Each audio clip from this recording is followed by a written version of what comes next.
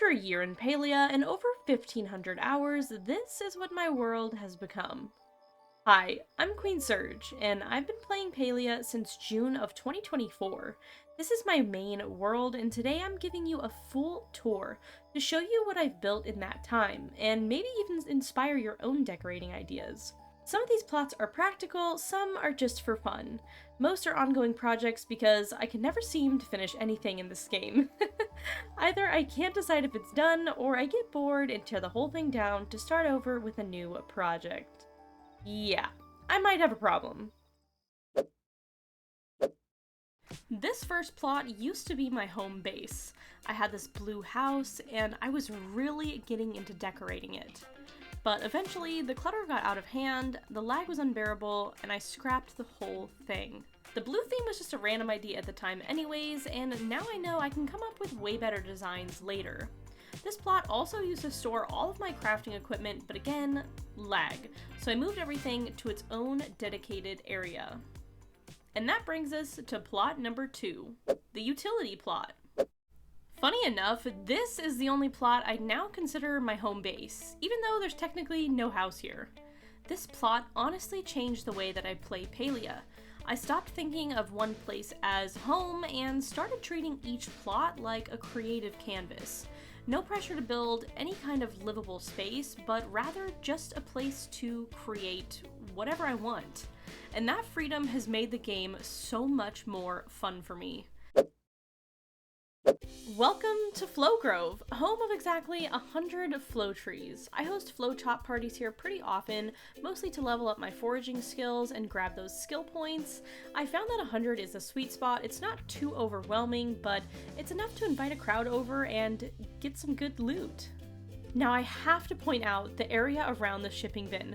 This little shed setup was my very first attempt at decorating around a shipping bin. And honestly, I love how it turned out. It's such a simple detail, but it really just makes the plot feel finished and like it has a purpose. And once you're done tagging the trees, while you're waiting for everybody else to finish tagging, you can come down here to the docks and fish your heart away. This plot is kind of like the last plot's little sibling. It only has 20 flow trees, but it's perfect for quick gatherings, and I usually like to use it right after 30x cooking parties for an extra reward. It's compact, efficient, and really easy to reset. But that's not all. This plot also houses my rare plushie collection. I use them for community giveaways during events, so this spot is half functional, half adorable, and a great place to hang out after chaos of cooking with 30 people. Alright, this one's a bit of a special case. This is my 500 flow tree plot, or more accurately, my sometimes 500 flow tree plot. Right now, it's empty, but when it's full, it turns into a magical forest, like genuinely magical. You can barely see the ground. The catch is, I only have about 275 flow seeds, and watering them takes forever. I have to do it in 2 separate batches, which is why I don't host this plot very often. But when I do, it's a whole vibe. I dream of the day I get enough seeds to fill this plot in one go. This is Queen's Kitchen, and it's hands down one of my most refined party plots. I built it specifically for hosting cooking parties with up to 30 players, and every station here is fully equipped with all the cooking appliances you could need. It's universal, clean, and makes parties so much easier to manage. Before this, I tried all kinds of setups. I had a magical forest, kitchen, a cake party factory, and even a literal circle of appliances, but this just makes sense. I first saw this layout from another party host, and I instantly knew that I had to recreate it. It's streamlined, functional, and honestly, I think it's here to stay. Now this plot, this is my baby. Queenstown is easily the biggest and most ambitious project I've worked on in Palia.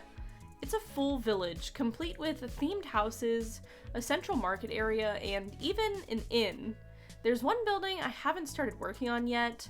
Maybe it'll be a restaurant or a mayor's house. I'm kind of leaning towards a city hall. I haven't quite decided yet though. If you have ideas, I'd love to hear them in the comments.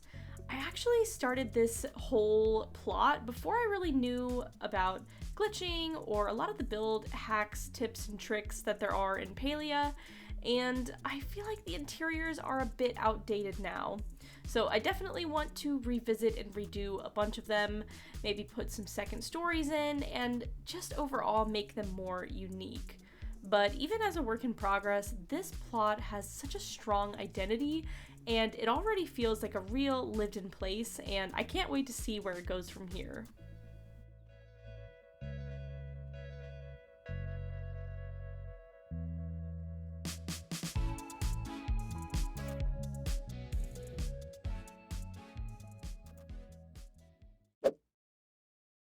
This plot is still very much under construction, but it's got a very specific goal: to become a full-blown aquarium. My plan is to eventually house every kind of fish in Palia here, fully decorated with tanks and themes for each one.